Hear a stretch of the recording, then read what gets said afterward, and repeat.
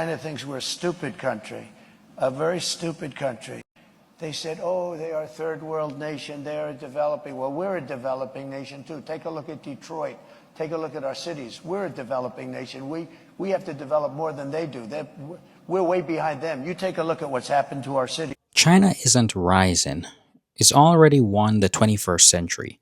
And if you're still waiting for its economy to crash, its tech to fail, or its people to revolt, you're not just wrong, you're strategically blind and delusional. You know that China built a railway network in a shifting desert. That sounds like a mission impossible, but Chinese engineers made it. The Taklamakan Desert in Xinjiang, northwest China, is the world's second largest shifting desert. 337,000 square kilometers, almost the same size as Germany. People living around the desert used to be so isolated because of this geography. Some had to walk for 10 days to visit friends living in a nearby prefecture. But it's no longer so. In 2022, a loop railway network that surrounds the entire desert was completed. Now people there can go to the other side of the desert within a few hours, and the train tickets are so cheap too. Now it's much easier for people to get a job, to travel, to get education or healthcare in other places. In China, we have a saying, 要想富，先修路. If you want to get rich, build roads first.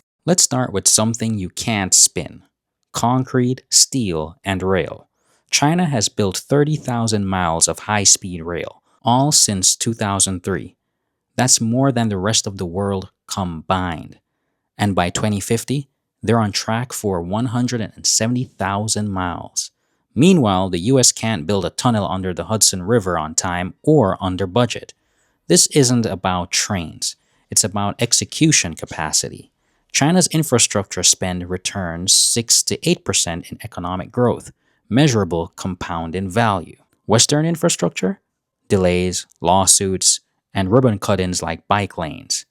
They've also built 114,000 miles of expressways, modernized 1.3 million miles of roads, and opened new airports at a pace that makes Europe look like a museum. And let's talk cities.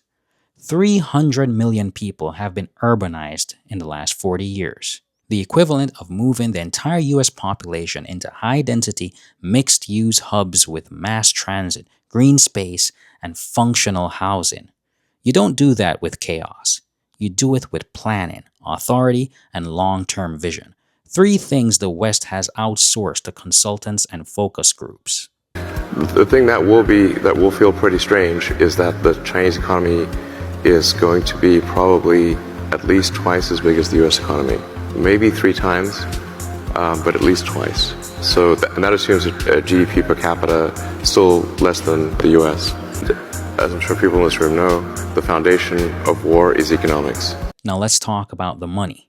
Since 1990, China has averaged 9% annual GDP growth.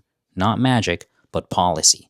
Export-led development, state-directed investment, and reinvestment of surplus. Even in 2020, when the US and EU shrank, China grew by 2.3%. In Q1 2025, it posted 5.4% GDP growth, while the West debates recession risks.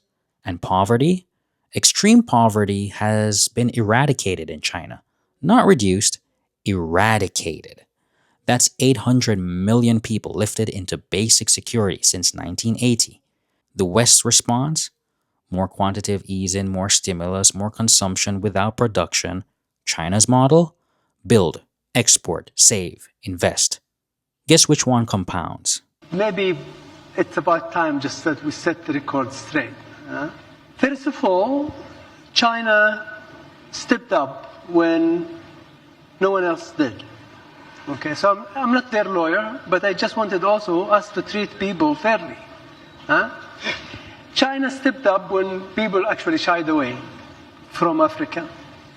And China built infrastructure that they cannot carry with them to China. It will actually be in Africa.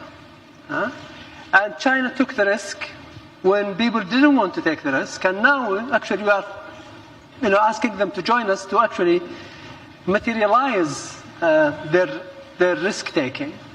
So instead of actually balking China, I think we should just appreciate that they did what they needed to do for their own interests, but also actually helped other nations. And they are taking a risk, very high risk, which now they are actually collecting on that risk. We should just work with them. We should just show them love, work with them, and try to make the common framework work.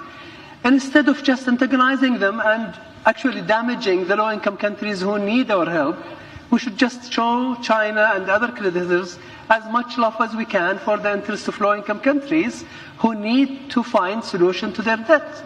Since you are here. China isn't just building at home. It's rewiring the global economy. Since 2013, the Belt and Road Initiative has deployed $679 billion into 150 countries. Roads, ports, power plants, fiber optics. Compare that to the US foreign aid, $60 billion in 2023, mostly military or humanitarian aid. Now, BRI isn't charity. It's strategic export. Chinese construction firms need work, so build abroad. Chinese banks need lending targets, so finance projects. Chinese trade needs new routes, so secure logistics. And the payoff? New markets for Chinese goods, deeper political leverage. And according to the World Bank, 7.6 million people will be lifted from extreme poverty, plus $7.1 trillion in global GDP gains by 2040. Is there a risk? Yeah, some projects are poorly managed, some nations over-leveraged. But here's the point. China is playing the long game, while the West debates whether to fund a single rail line. Let's get to our big take here this morning. China has managed to achieve a leadership position in several key technology industries, including the likes of EVs and renewable energy. And that is despite U.S. efforts to slow those advances, especially in areas that threaten military security.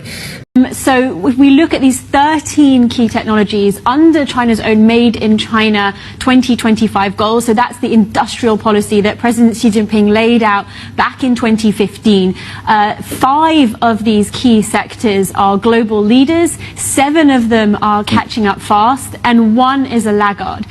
Here are the 13 technologies. China's top of the world in 5, they're competitive in 7, they're laggard in 1. Now let's talk about the future. Technology. China has 4.395 million 5G base stations, more than the US, EU, and India combined. They're not just connecting phones, they're building smart cities, AI-driven traffic systems, and real-time industrial monitoring. In AI, they're second only to the US in research output, and leading in applied AI, facial recognition, logistics, supply chain optimization. And the digital Silk Road? It's extending BRI into the digital realm, exporting surveillance tech, cloud infrastructure, and digital payment systems to Africa, Southeast Asia, and Latin America. While the West debates privacy, China deploys. While Silicon Valley chases ad revenue, China integrates AI into national infrastructure. This isn't about freedom versus control. It's about which system can scale innovation faster. And right now, China's model is winning. So let's talk about safety here in China. It's 10:15 at night. You have these 2 kids. They're walking by themselves down the sidewalk, and it's completely safe to do that. This is a major road to our left, and then a residential area to our right, where this is more of a residential street. But you can tell the kids are pretty much doing what they want. The ones climbing the rocks now. They're honestly, the kids are calm here, and they behave overall very, very well.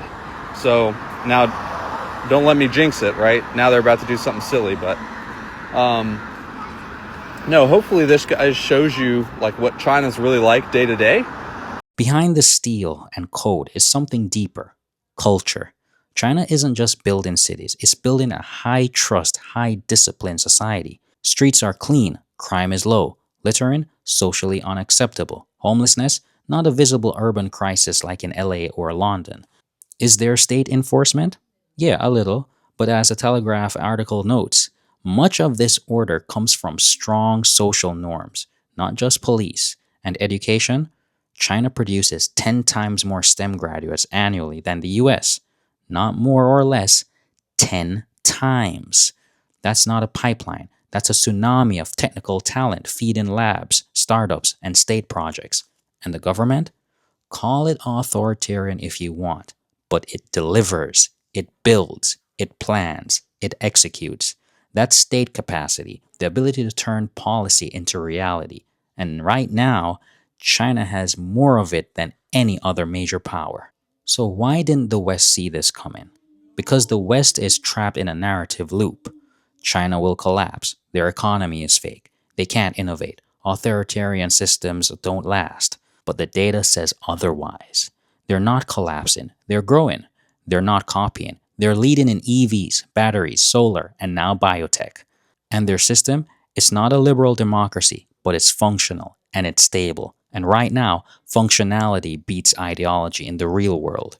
The West's obsession with procedural democracy and short-term electoral cycles has left it immobile, while China moves. We debate, they build. We litigate, they execute. And every year, the gap widens. Do you know what China speed really means? It's not hype, it's crazy fast, like, did that really just happen? Fast.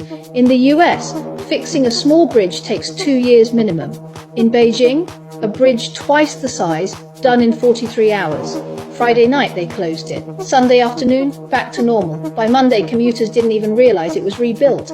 During the pandemic, China built a fully usable hospital in just 10 days. That's not just construction, that's power. In Fujian, a train station was literally moved overnight. 1.5 kilometers of rail, 1,500 workers, done before sunrise, like it never happened. But here's the deal. China's speed isn't just about infrastructure. It's in AI, robotics, smart factories, electric cars. China is the heart of the world's supply chain. So what does this all mean? It means that while the West has been busy navel-gazing and debating its own decline, China has been quietly, systematically, and relentlessly building the foundations of a new global order. From its jaw-dropping infrastructure and booming economy to its technological dominance and cultural resurgence, China is not just rising, it's already here.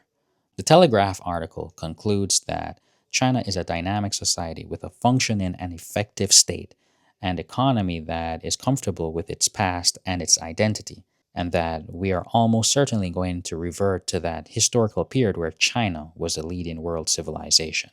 Don't forget to like this video, subscribe to the channel for more inconvenient truths, and hit that notification bell so you don't miss one of our deep dives into the future.